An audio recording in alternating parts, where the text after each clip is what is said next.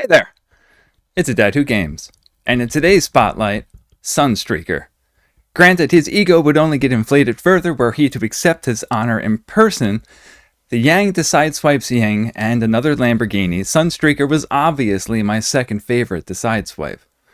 While only a Cybertronian incarnation of a Lamborghini, I am slightly disappointed that he doesn't have the big spoiler like he did in the cartoon.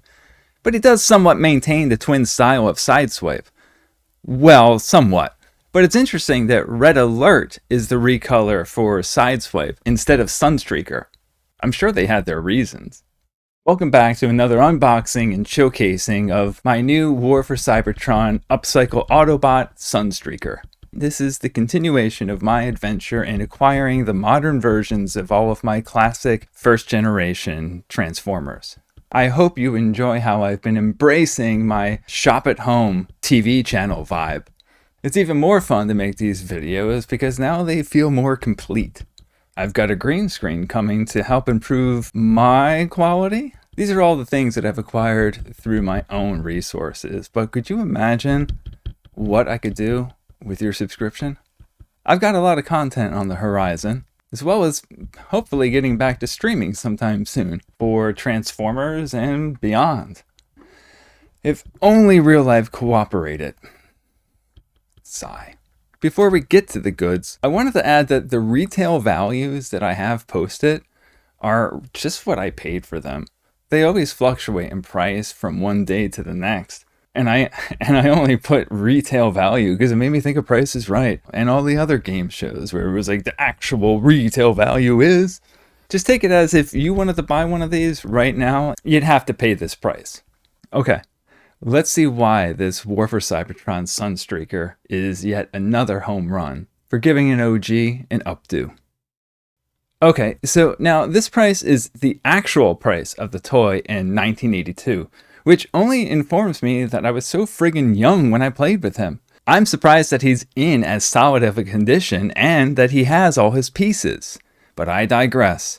With my affinity toward the Transformers vehicles over the beasts, dinosaurs, or well, all the rest, Sunstreaker would have been super incredible to play with in vehicle mode if not for this black plastic flap that's used to hide the arms or support the head that never fully snaps together.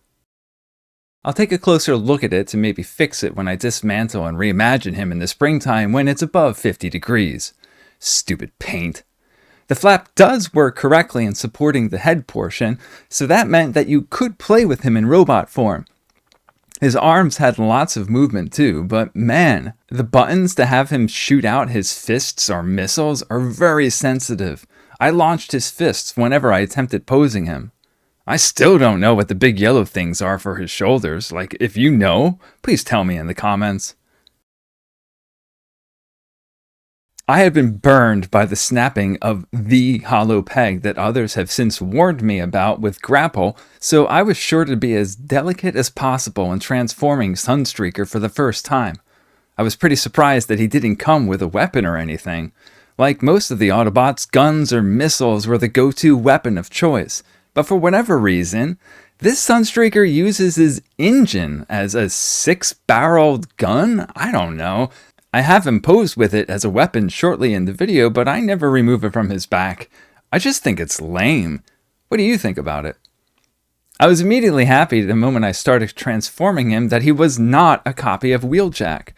While the whole head/roof of the car and leg tucking actions are identical to the Autobot engineer, the rest is completely unique to Sunstreaker.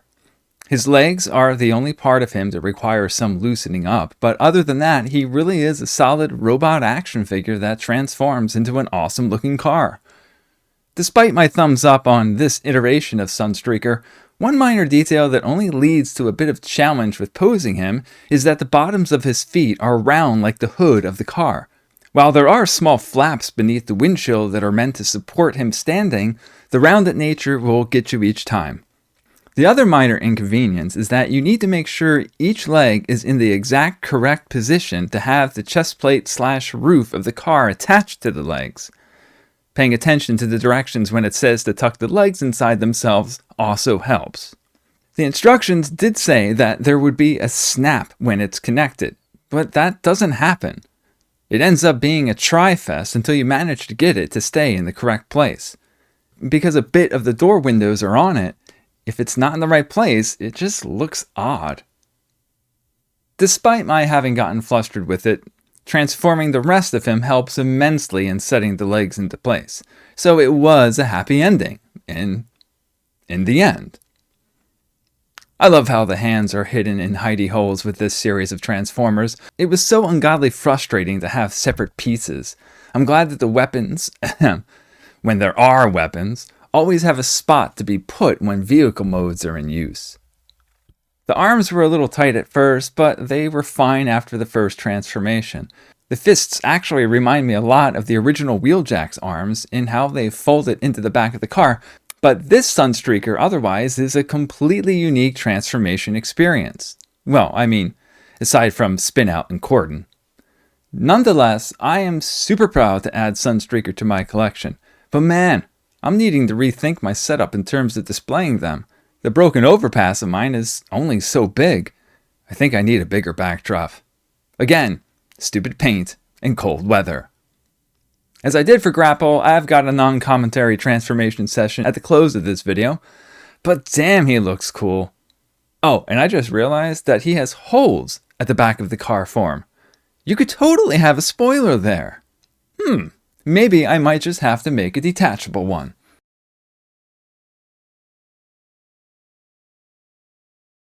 As always, thank you so much for watching my video.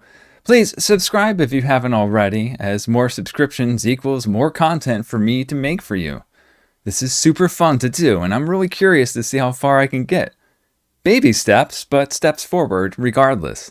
You might also check out my illustrations on DeviantArt where I am McCatton, and you can also find all of my Transformers pictures on Imgur as A Dad Who Games. I think Hound will be up next. Talk about an improvement. But until then, and until the next, have a day.